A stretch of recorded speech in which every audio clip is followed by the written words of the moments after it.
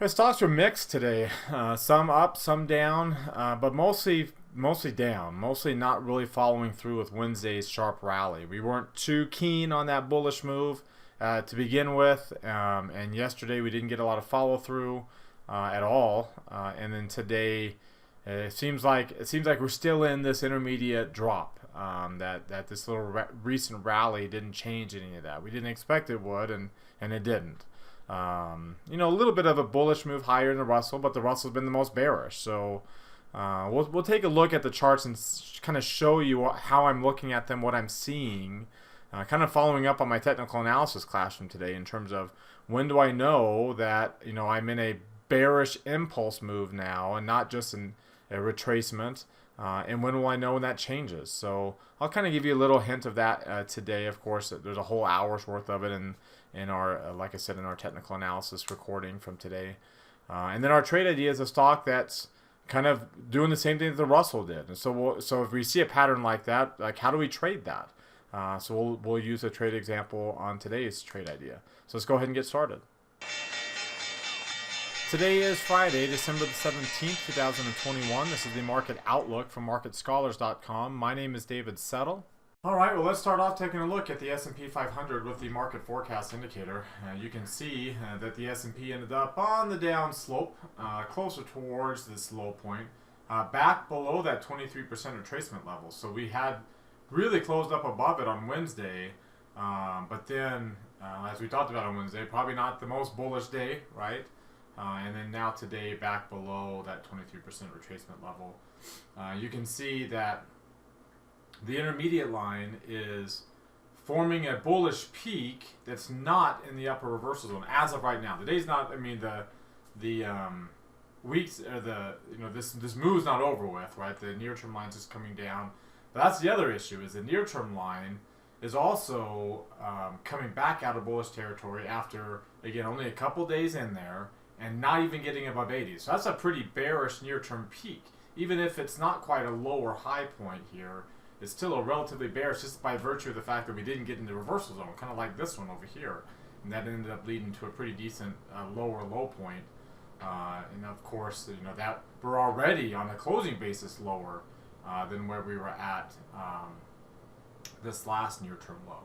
So we'll kind of keep our eyes on that. We do have the red line, we have light pink shading because we're not below 50 yet. And the intermediate line is actually back above, the market sentiment line is back above 80. So, we're pretty bullish from that standpoint. Though, this in the short term, and the intermediate short term is not looking so good. The Russell 2000 had a great day today, but again, not necessarily trend changing. We're not back above that 23% retracement level, which would be this now what is a bearish impulse move, right? So we're not back above that line yet.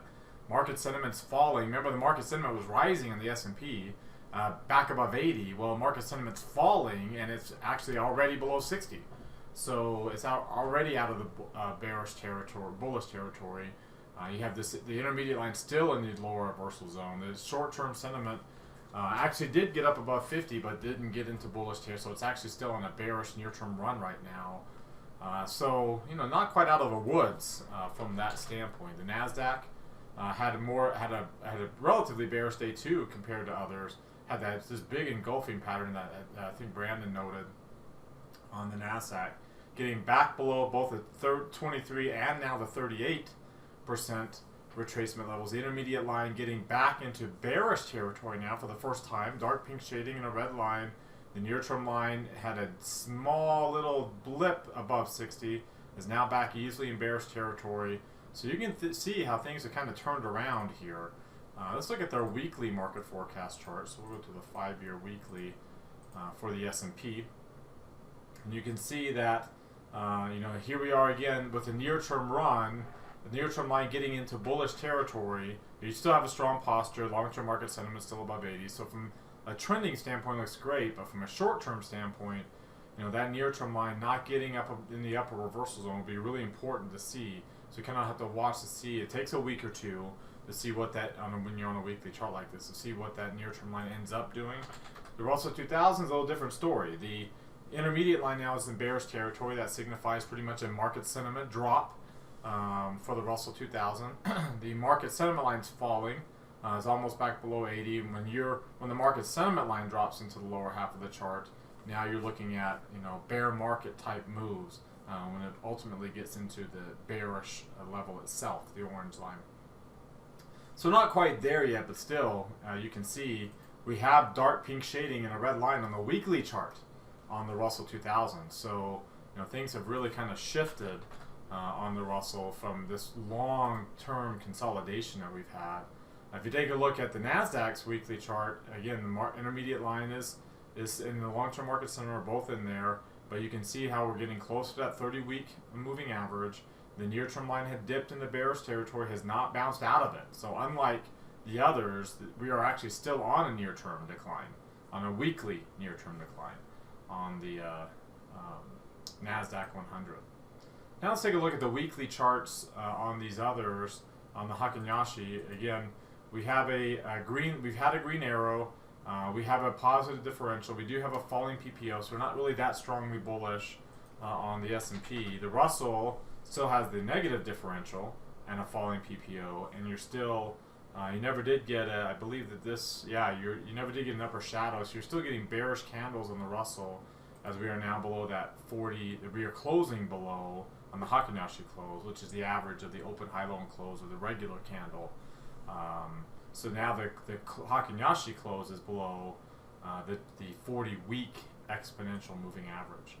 From a 3 green arrow standpoint, we got 3 red arrows on the S&P, so we're light pink shading. We got 3 red arrows on the Qs, light pink shading. We have 1 red arrow on the diamond, so holding up a little bit better. And we still have the light pink shading on there. So light pink shading all across the board. So we'll see if it lasts a day, then we're right back to being bullish, right? But if it doesn't last a day, and especially considering we got dark pink shading and a red line, it's unlikely that it will only last a day.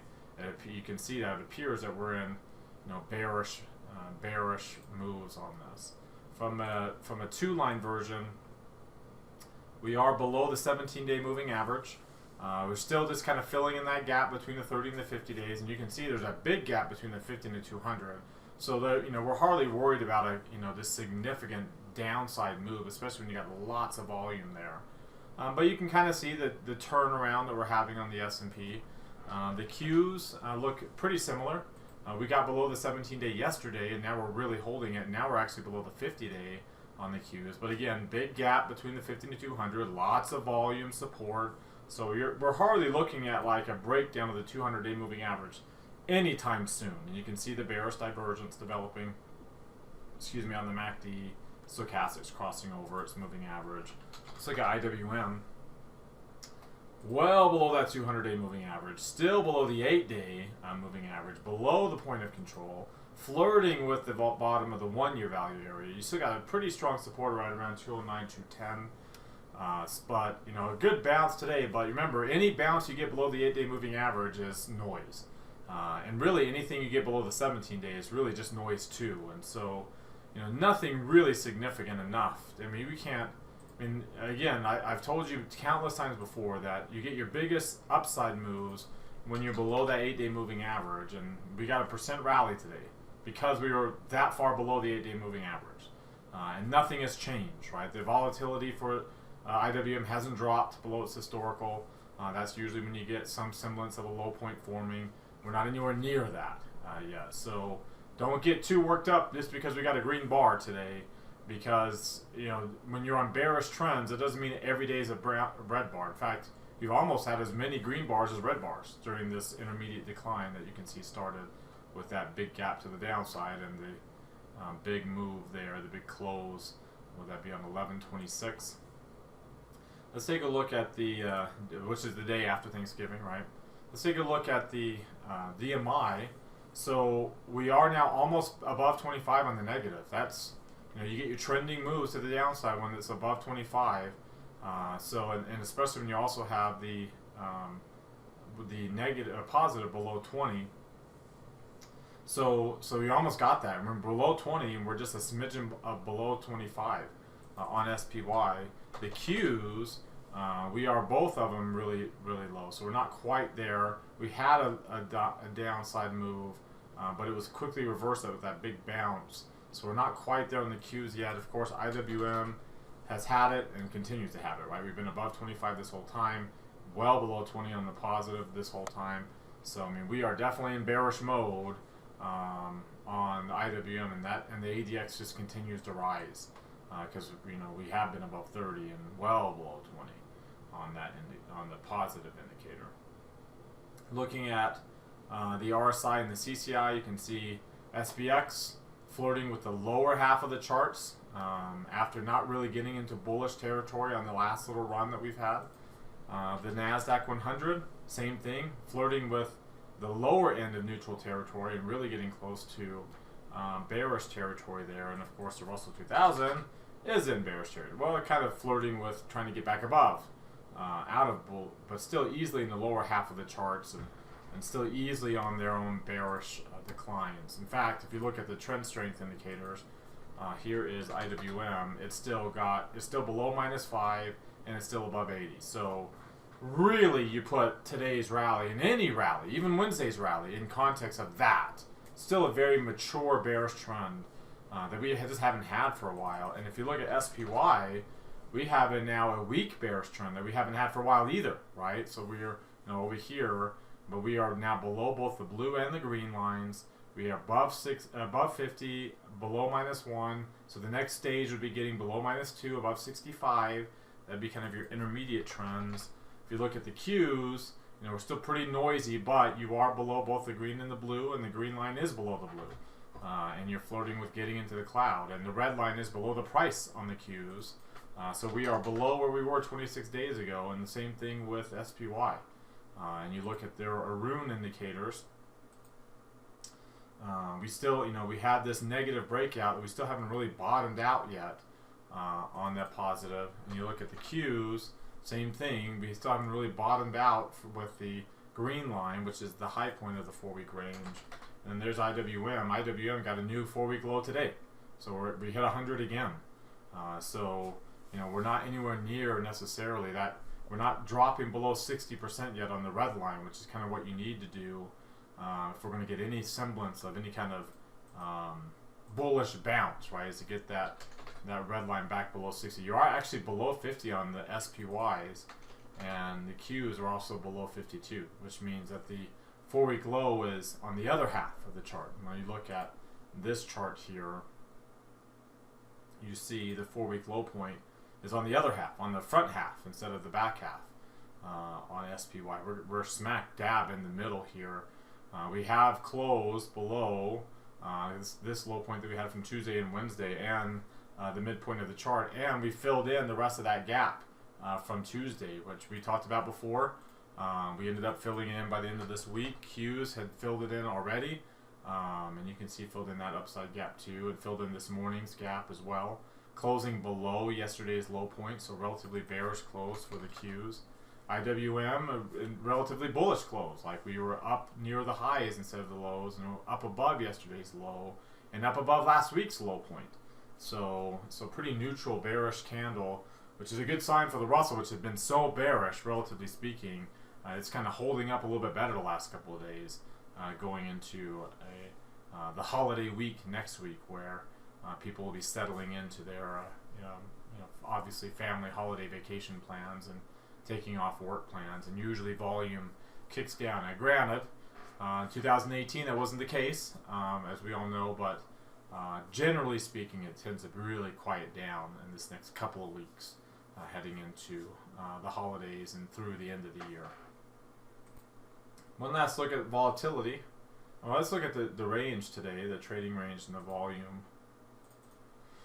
The volume ended up being really strong again. Remember, we got this big volume over here at 116 million. Now we're actually higher today at 121 million. The range on Wednesday was 10 points. Today was 6.68. So, but you also include the gap here. We closed at 466.45. The high at 464.74. So you have about a 2-point range that we didn't fill in today on SPY that you would add on. So we're about 8 3/4 points, well above the average on the ATR. When you look at in comparison here, 121 million is well off the chart of the average range for the 4-week average. 8 3/4 points, well off the charts again. So these numbers are rising, and I've said before that we don't typically end an intermediate decline until this level, this ATR to price gets around 2%. We never did get there here, which means this is probably just a continuation of the intermediate run that we had that we didn't really participate in because we had this little move coming out of it.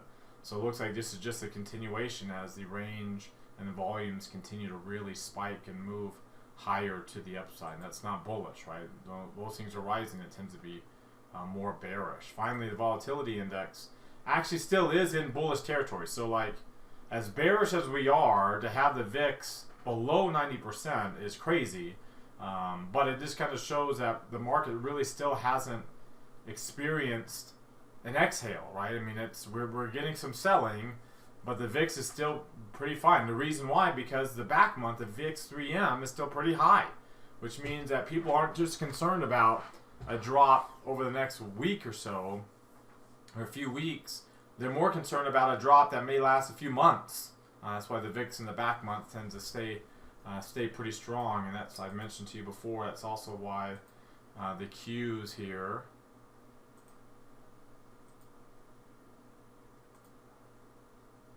the skew, excuse me, has been pretty high too. Now it's dropped down to 140, and the 140 looks low. Keep in mind that that's still a relatively high number.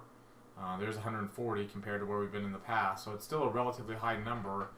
But it appears that we are starting to experience what people that were the skew, that were pushing the skew up to high levels, were pricing in this kind of big price event, like tail risk event, and the VIX still hasn't really caught wind of that, right? Because the VIX is still really low, and I've had other people tell me that you don't really get this intermediate decline done until you're above 100%, and I would add the 105%, and I believe we're on a market sentiment decline, which means we probably won't get it. It'll probably end up getting up to 115% by the time all is said and done on this decline. So whether or not that will happen during the holiday season is unlikely, because volatility doesn't tend to ramp up during the holiday season. But coming out of the holiday season into January, that's definitely something to keep an eye on. With volatility still at subdued levels, it doesn't seem like it's done what is needed to be done to kind of fully exhale, like let the air out of the lungs, so to speak. So just to summarize, we're still bearish. I think we're still continuing a bearish move that we've had previously in September, that we didn't really kind of fully exhale. We took a shallow, new breath in, and then now we're starting, in my opinion, more of an exhale. That we probably will end up getting to those lows of the last one, if not a little bit below that, by the time all is said and done, and volatility will make their run up. I think we're at the beginning stages of that. So what do you think? Do you agree with that? Do you disagree? If you disagree, let me know in the comment section below why. Like, what charts or indicators are you looking at that would suggest why you're either a lot more bearish than I am, and you might think this is a lot more than just an exhale, or why you're more bullish than I am, why you think that this is just a buy the dip trade like anything else. Share what points you in that direction with us down in the comment section below. All right, before we look at some other charts, I invite you to subscribe to our YouTube channel. Mouse over this icon here in the bottom right corner of your screen. Hit the red subscribe button that pops out. There's also one down below the video if you're watching us on YouTube.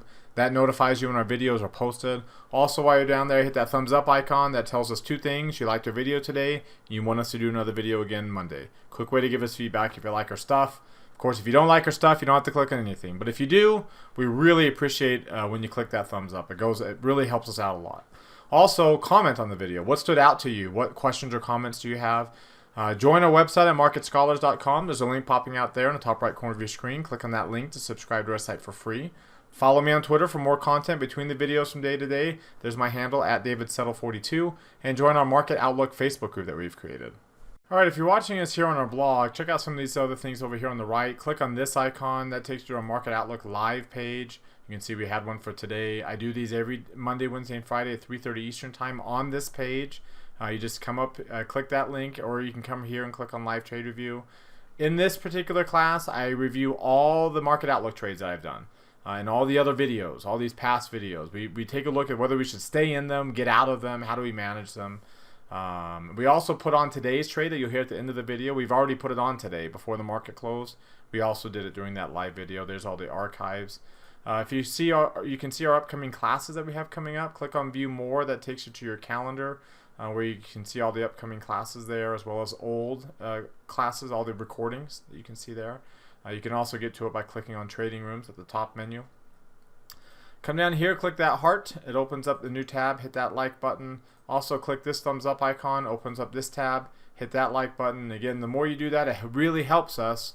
As I said before, because it helps get our content out to more people. That's how Twitter, Facebook, YouTube works. More engagements, the more they promote our content. That's why we always ask. It also benefits you because Twitter and Facebook promote content in your timelines from the accounts that you engage with the most. So we try to make it really easy for you to engage with us right here.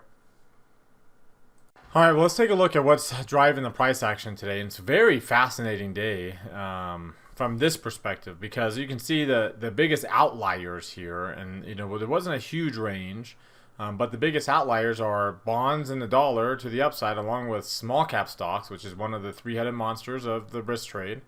And then on the downside, you've got emerging markets and commodities, which are your other two-headed, the two heads of that monster, along with developed markets and SPY, with the Qs outpacing SPY. So SPY, outside of IWM and the Qs, was the worst performer. And that's very rare for there to be that much divergence between what's going on in those sectors. That was just today alone. If you go back to the full week and take a look at how the week ended up, it was a risk-off week, right? The bonds were up, gold was up, the dollar was up, real estate was up, corporate bonds and global bonds were all higher. Emerging markets were down 4% this week. The Qs were almost down 3.5%. Developed markets down 3%. SPY, and this is normal, right? It's very different than what we saw on Friday. SPY is down 2.25. IWM down 2.25. Commodities were down. A risk-off week from that perspective. Let's take a look at some of these charts. We looked at the S&P, but here, let's go first to, let's go first to the 12 grid. So give me 1 second to do that. It'd be this one here. All right, you can see up here at the top, let's switch gold up there with TNX right here. So these are kind of your risk-on asset classes, and these are kind of your risk-off asset classes. This would be more the UUP up here.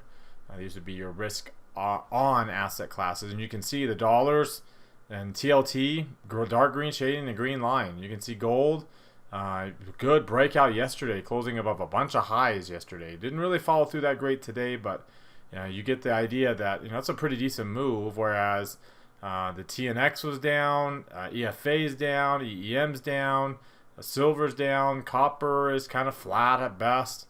VT, which is everything, right? U.S. stocks and international stocks, dark green, dark pink shading and a red line. Bitcoin's well below its moving average.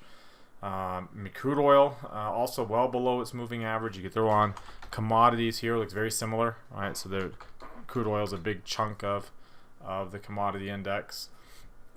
So I mean, aside from what the U.S. stock market looks like, and with SPY up there, I mean, we're kind of in this risk-off mode, very, very much risk-off mode across all these different asset classes. So now let's take a look at like their two-line charts here, and let's look at UUP first, which is on this bullish move. So your MACD is still above zero, but it looks like it's trying to turn up. The stochastic is already above its moving average, so the MACD looks like it's about to move above its moving average, which means we're about to get a new bullish divergence on the dollar, which is very, very strong move on the dollar this year and going into the end of the year.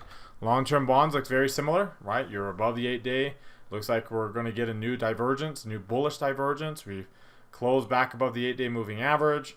The 8's above the 17. They're both above the 30. We're above the point of control. The 50, we're well above the 50 is rising. The 200 is rising. We got this kind of bullish golden cross move with the retest of the 200 and a bounce back. We've got this intermediate golden cross with the 30 above the 50. It's about as bullish as you can get. When you look at the gold ETF, again, it was a great move yesterday, closing above all these lows, getting back above the 200, getting back above the 50. But you notice, again, yesterday's range had the 17-day, the 50-day, and the 200-day all going. The 8 days right below it, the 30 days right above it. So and we actually hit the range. The 30-day went through the high end of today's range, and the 8-day kind of clipped is at the low end of yesterday's range. So over the last couple of days, we pretty much have all the moving averages going through the ranges there. But we are above the 17-day moving average. Even if we fell today, we still stayed above the 17 days. So we're still in bullish divergence mode. Stochastics is rising. We are above the point of control now. Even if we're not quite, getting this super golden, we actually do have a golden cross. The 50-day is above the 200. The 30-day is above the 50. So we're kind of in bullish mode from that perspective. We're just not really breaking out to where we can get price above the 30, and then the 8 and 17 as well, and then get to the normal pattern, right, where you have all these lines kind of in the normal mode there. All right, so for our trade idea of the day, I want to take a look at Roku. So let's pull up the chart. It's pretty much been on a bearish market sentiment. I mean, to the point where it's kind of in a bear market. In fact, if you look at its weekly chart, its market sentiment line's really close to falling below 50. We've had multiple weekly clusters. The near term, we're getting a little bit of a near-term bounce the last couple of weeks, so we've kind of staved off the bearishness. But neither one of those, and momentum a little bit is above its market sentiment. Intermediate line turning up a little bit higher, but still pretty raw. I mean, it looks like it's in a strong bearish move. But you've had a couple good rallies. You had this little strong rally there to the moving average. We're getting another one after after bouncing down. We didn't get down to new lows. We actually kind of formed higher lows, and now the market intermediate line's turning up. Here you can see you're a lot closer to the moving average. A little bit of a higher low forming in all these indicators. A very strong near-term rally today, which haven't had during this last leg. Lower, even that peak didn't get above 90. So a good near-term push. In fact, every near-term rally has been stronger. This one didn't go up very much. This one over here again didn't get above 80, so you had it was a pretty bearish high point. Both of these. This one did get above 80, so not so bad. It actually got to a higher high, and then it formed a higher near-term low. And then now this one, which is above 90, and this has potential to even do more. So you've got this good little strong bearish move going on that appears to be moderating, if not ending, at least moderating, right? You got a long upper shadow last week, got a transition candle, got kind of another transition candle this week on the weekly chart. When you look at the 3 green arrow chart, you can see we got 2 green arrows, and the histogram is turning back up again. You look at we saw the 2-line version.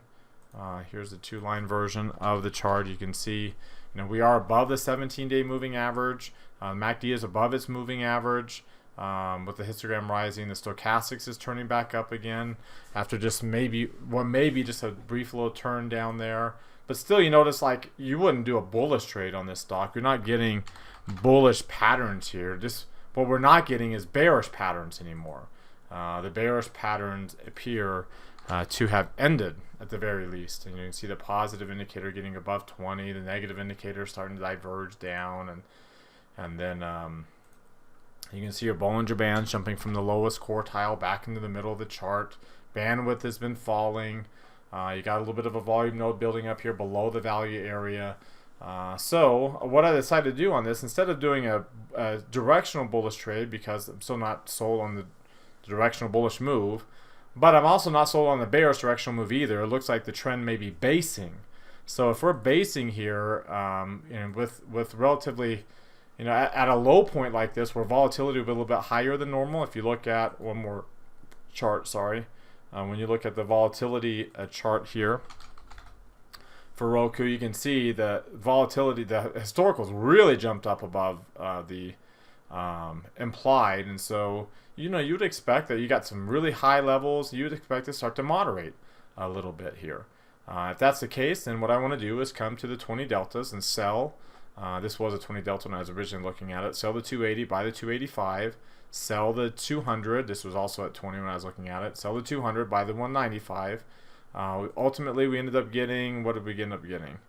525 divided by 3, so whatever that ended up being was about 170 some odd dollars for per contract, $1.70 something per contract there. And then you can see I went for a full position size, and where we stay in those lines there, this is where they match up. If you look at where they match up right. Let's go back to Roku. They match up above the 23% level, above the 50 days, so it gives me room to trade inside the gap between the 30 and the 50. There's some resistance up above you, especially from these old low points over here. There's some support where my lower break even is at the bottom of this old low point and the bottom of that lower shadow. So I've got some room that I can trade in between the highs and the lows and still stay kind of in this range and try to pocket about $500 for the $1,000 of risk that we're willing to take on this trade. Alright, well that does it for today. You've heard from me now. Now I want to hear from you. Use that link popping out in the top right corner of your screen that takes you to our Market Outlook forums. Open up any new threads with any questions or comments you have. Reply to anybody else's threads. Let's keep this conversation going in between videos. As always, thank you very much for watching. Remember to subscribe to our YouTube channel as well as our website at marketscholars.com. Click that thumbs up icon. Like us on Twitter and Facebook as well. Comment on the video. Have a great rest of your weekend, everybody, and we'll see you all on Monday.